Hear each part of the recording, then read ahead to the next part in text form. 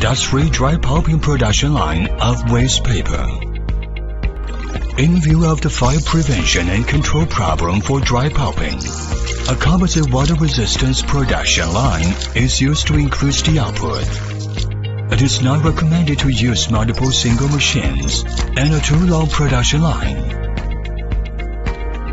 Crushing section. Waste paper is sent to the chain conveyor by a mechanical grab and enters the shredder's crushing chamber.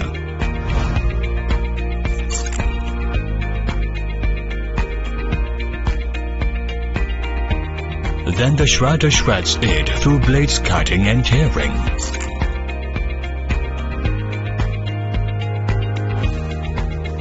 The shredded scrap paper is sent to the buffer bin through belt conveyor.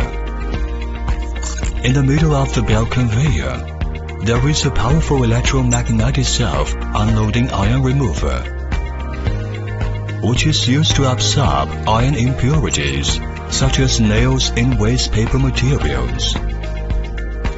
The clean waste paper will enter the buffer bin. Pulping section.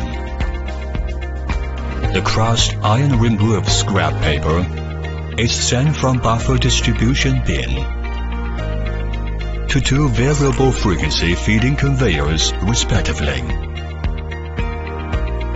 Then is uniformly fed into the intelligent composite waste paper pulping machine through one distributing device.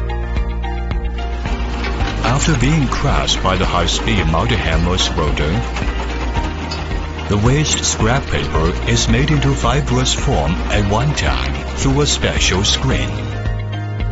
After being pre-compressed by the lower double screw conveyors, fibrous products are twisted to the feeding conveyor of baler. Then through the feeding conveyor, they are fed into the baler for the baling process.